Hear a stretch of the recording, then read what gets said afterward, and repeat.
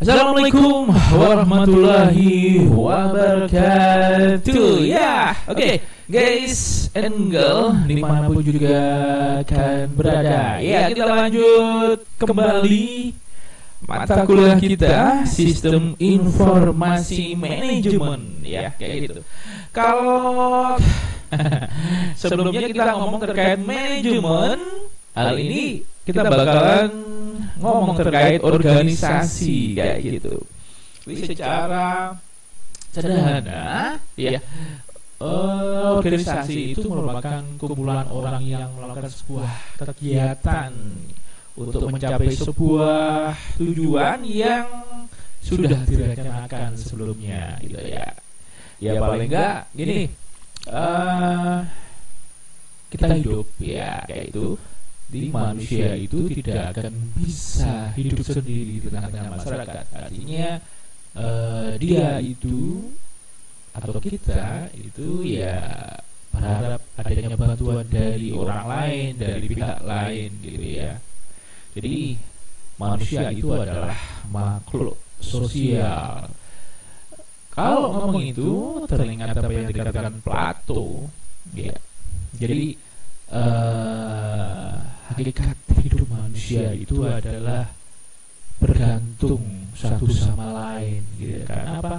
Manusia itu tidak bisa hidup sendiri. Manusia itu hidup bermasyarakat. Jadi diperlukan adanya jiwa sosial.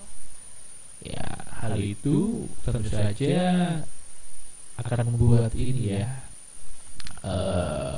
sebuah proses dinamika dan juga keteraturan hidup dari itu. Jadi bahasanya adalah organisasi itu memiliki arti yang sangat-sangat strategis kayak gitu. Artinya bahwa untuk mengelola kehidupan agar manusia itu lebih bermakna jadi gitu. Ya, itu pembukaannya. Nah, di sini hakikat organisasi ada 3 yang tak munculkan menurut para ahli. Yang pertama adalah James L. Gibson yang ngomong bahwa organisasi itu merupakan entitas-entitas yang memungkinkan masyarakat mencapai hasil-hasil tertentu yang tidak mungkin dilakukan oleh individu yang bertindak secara sendiri. Jadi jelas di sini bahwa ya manusia itu memang makhluk sosial, gitu. Dia nggak bisa melakukan segala sesuatu sendiri, gitu. Ya.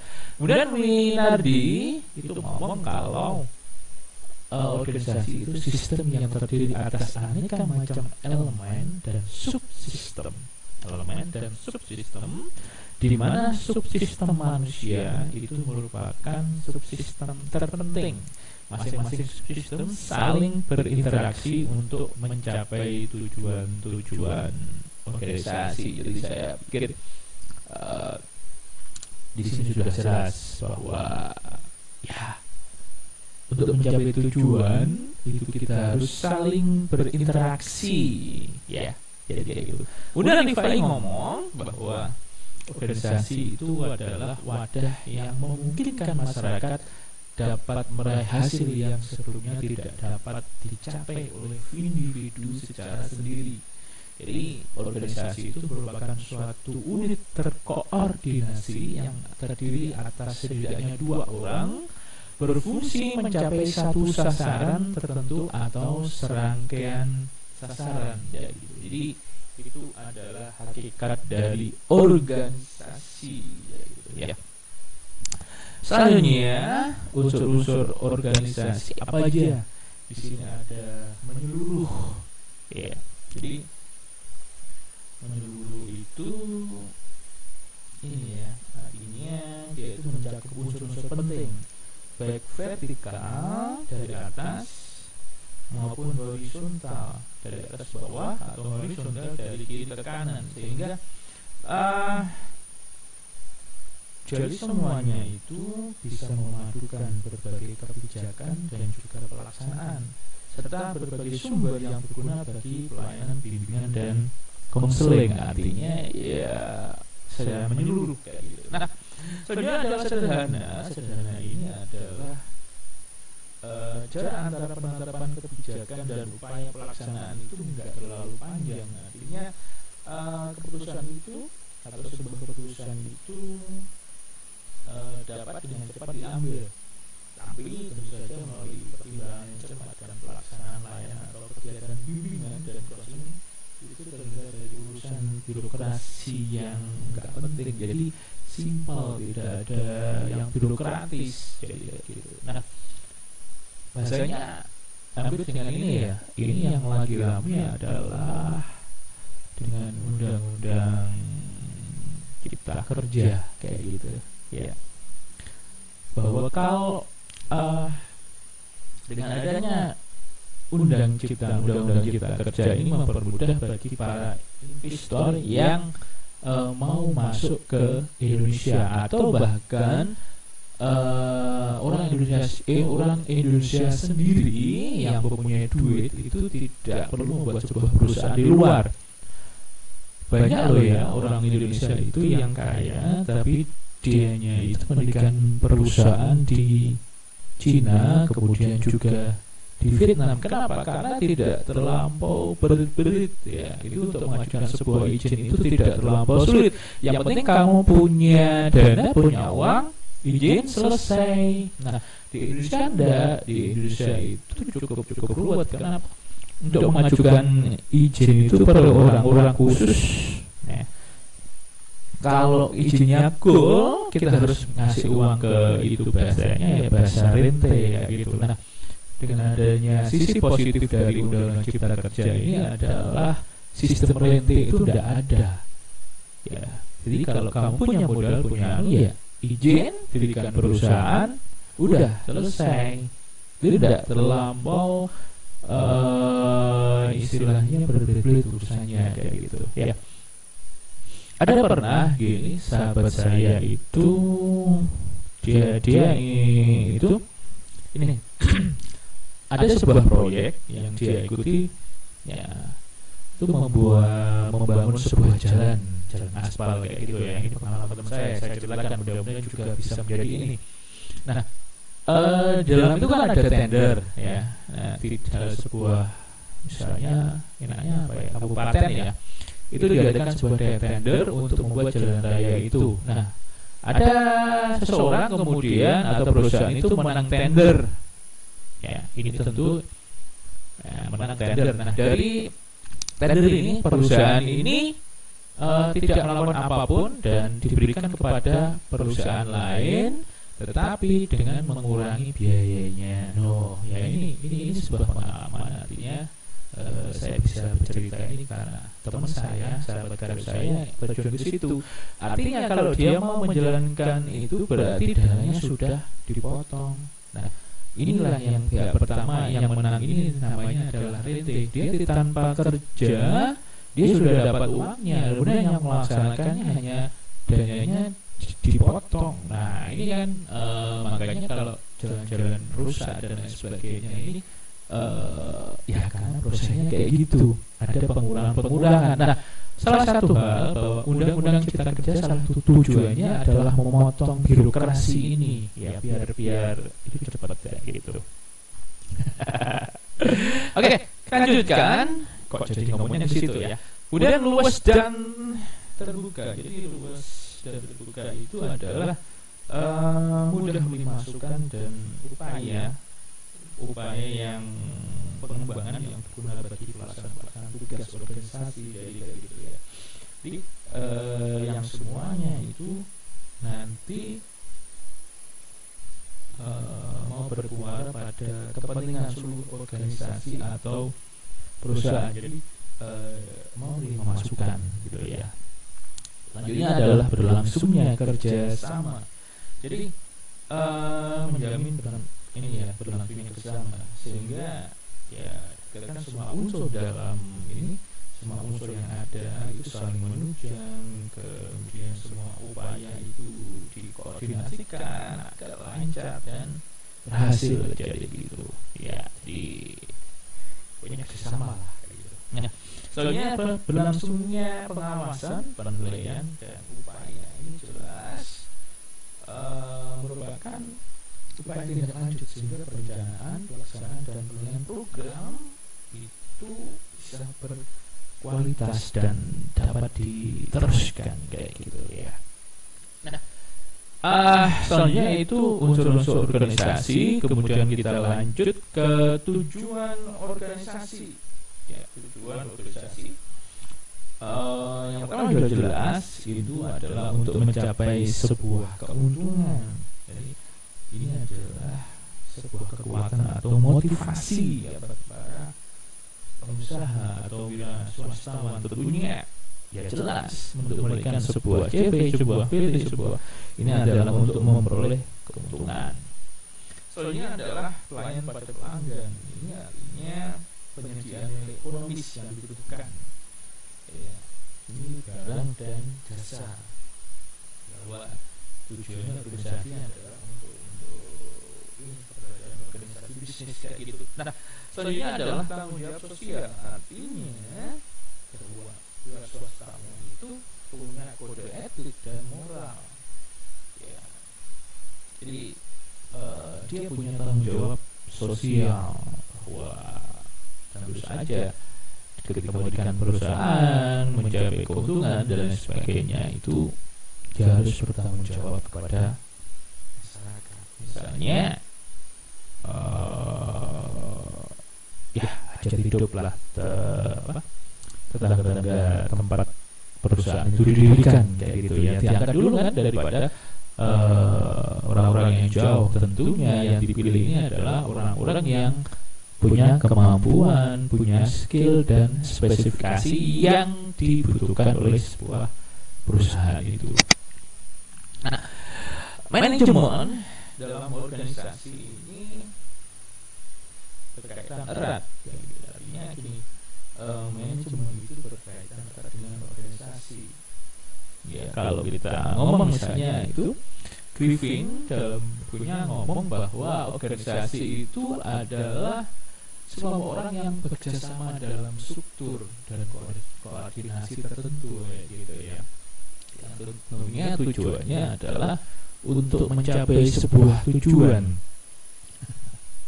Ya, meskipun organisasi itu memiliki tujuan yang berbeda-beda ya, tergantung juga ini istilahnya jenis organisasinya apa. Nah, di sini kita munculkan jenis organisasinya ada politik, sosial dan bisnis. Nah, politik kayak apa? Politik itu politik tentu saja untuk menyalurkan aspirasi rakyat melalui kelembagaan. Ini juga jelas ya, bahwa dia adalah sebagai wakil rakyat di lembaga.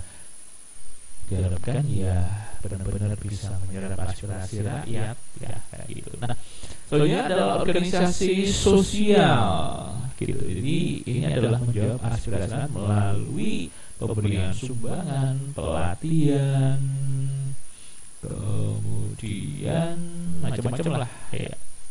Artinya tujuannya memang tujuan sosial gitu ya. Jadi berbeda misalnya kalau organisasi politik dan sosial itu adalah sebuah universitas ya kalau Bapak, karena di dalamnya itu ada dosen, kemudian ada karyawan atau mahasiswa. Nah, tujuannya tentunya tujuan yang ingin dicapai oleh sebuah lembaga pendidikan itu misalnya untuk menghasilkan lulusan yang memiliki kompetensi tertentu untuk menjadi insan yang berguna di tengah-tengah masyarakat gitu, harapannya kayak gitu ya. Nah, soalnya adalah bisnis, tentu saja ini adalah untuk memperoleh profit atau keuntungan. Jadi ini sudah jelas upayanya dilakukan melalui kerja sama dalam organisasi. Jadi kayak gitu. Itu tujuan atau istilahnya manajemen dalam organisasi. Nah, kita lanjutkan selanjutnya adalah struktur organisasi. Di sini ada model dasar organisasi, struktur organisasi, bentuk struktur organisasi, kemudian faktor-faktor yang menentukan pembentukan struktur organisasi. Nah, kita akan jelaskan di berikutnya. Yang pertama adalah model dasar organisasi. Nah, di sini ada pembagian kerja, kemudian juga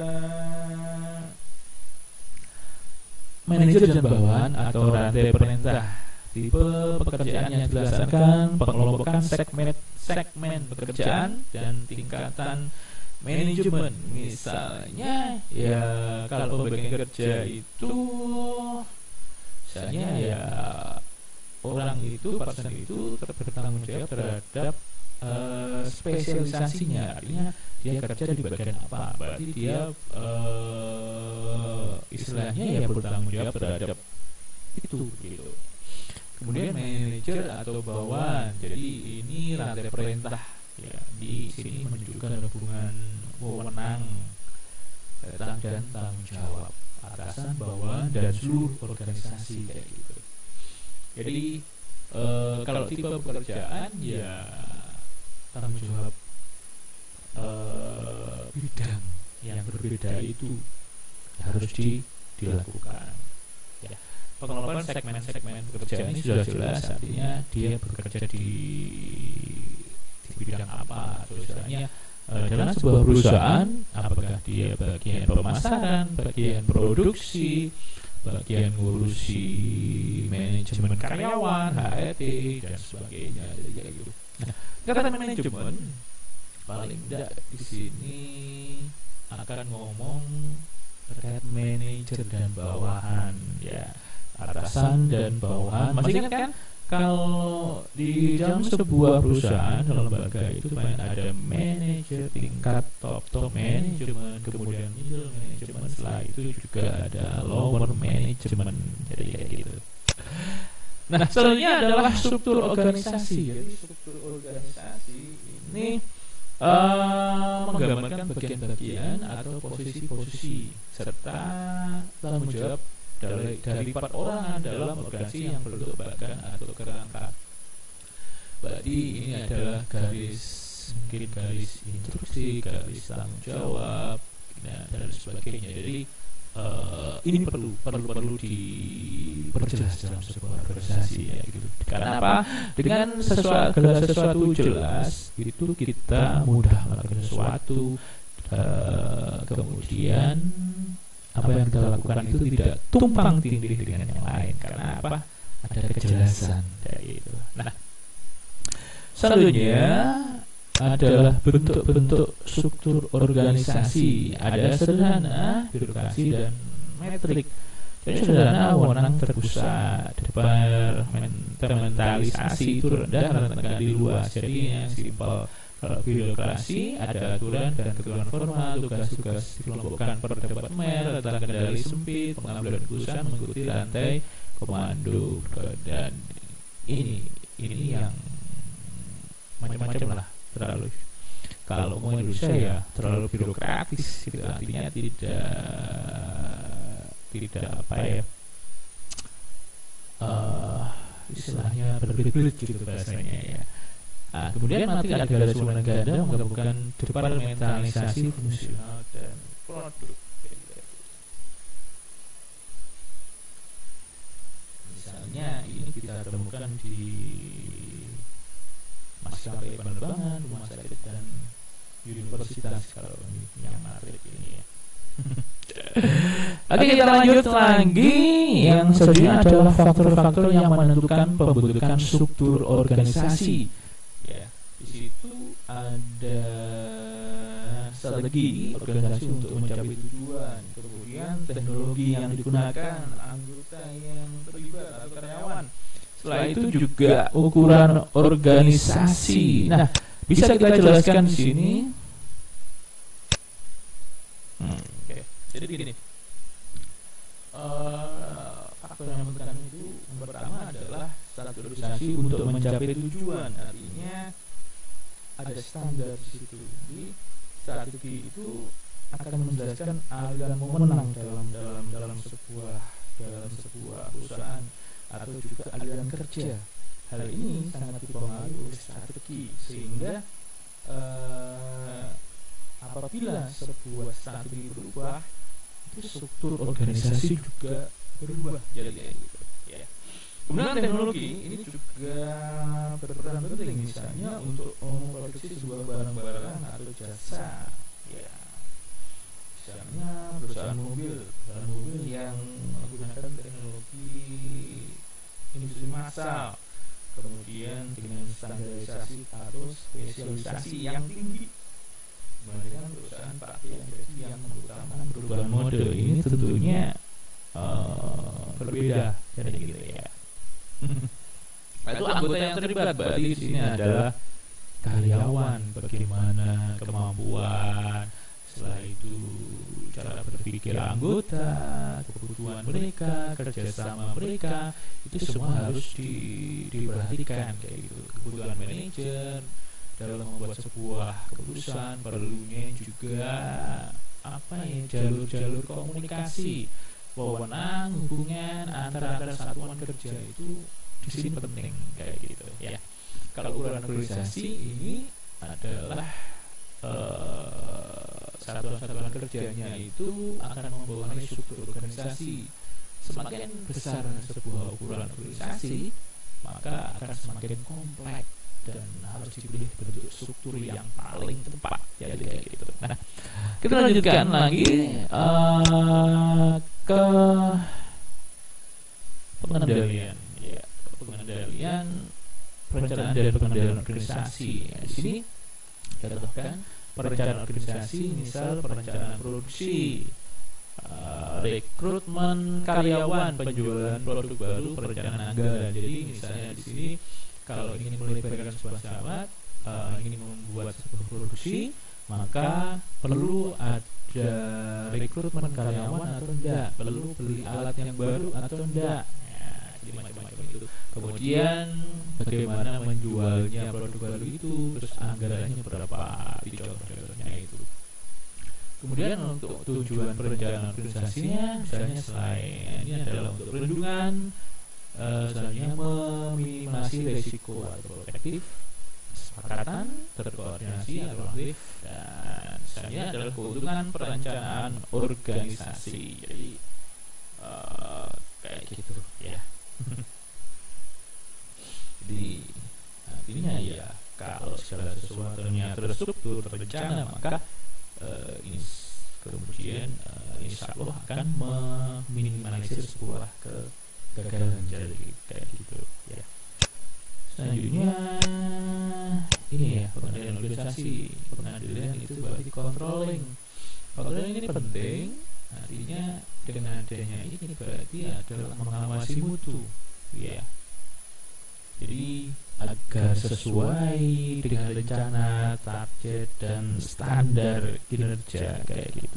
Nah, selanjutnya adalah interaksi manusia dalam sebuah organisasi. Misalnya kalau kalian ikut dalam sebuah organisasi atau lembaga atau perusahaan, lima kebutuhan dasar yang pertama adalah perwujudan diri, di mana seseorang itu bisa berprestasi, berkreasi, pengembangan, dan menunjukkan siapa dirinya. Ya, setelah itu penghargaan, berarti ketika dia itu istilahnya kerja bagus, berarti dapat penghargaan. Jadi misalnya standar kerja seorang kerja adalah menghasilkan 50 produk. Nah, sebenarnya 75, berarti itu melebihi produk, berarti ya dia dapat tambahan bonus misalnya. Jadi semakin baik karena ini berdasarkan kinerja. Berdasarkan apa? Dia mendapat gaji berdasarkan kinerja. Karena kinerja yang bagus, dia mendapat sesuatu lebih. Nah, perhatian berarti ada kepuasan di situ. Ketika dia berhubungan dengan orang lain, kemudian dengan kelompoknya, ada persahabatan di situ. 4 adalah keamanan, berarti ada sistem diikutkan, misalnya BPJS, ketenagakerjaan, kesehatan, dan sebagainya. Jadi sekarang kalau kalian ikut, ini ada banyak ini ya, kartu prakerja itu ikut atau tidak, Kemudian selanjutnya adalah fisiologis, berarti kebutuhan fisik misalnya makan, bekerja dan lain sebagainya, atau mungkin ada air minum dan lain sebagainya. Nah, selanjutnya adalah organisasi dalam sistem informasi. Jadi organisasi itu akan berperan terhadap sistem informasi melalui keputusan yang dibuat oleh manajer dan karyawan. Nah, manajemen puncak memutuskan untuk menerapkan sistem kontrol lebih ketat terhadap proses persediaan, memutuskan membangun sistem informasi persediaan. Ya, maka dengan adanya ini, kalau ada teknologi, ada SIM, maka akan sangat-sangat terbantu sekali memperoleh kerja dari karyawan sendiri. Nah, penerapan sistem informasi dalam manajemen suatu organisasi, di sini ada perencanaan, berarti merumuskan segala sesuatu tentang operasi yang dilakukan, pengorganisasian. Ini merencanakan aspek pembiayaan, sumber daya yang dibutuhkan, penjadwalan dan lain sebagainya. Pelaksanaan, berarti hal itu semua yang direncanakan itu dilakukan, kemudian pelaksananya tercatat. Ada pengendalian, berarti pengawasan terhadap operasi, apakah berhasil sesuai rencana atau tidak, atau istilahnya di luar. Kalau misalnya kurang bagus bisa ditingkatkan, kalau bagus bisa lebih ditingkatkan lagi. Ya, oke, itu materi kita yang keenam ya, konsep organisasi dalam sistem informasi manajemen. Ya, thank you banget sudah bersama. Mudah-mudahan bermanfaat. Nice to meet you. See you. Assalamualaikum warahmatullahi wabarakatuh.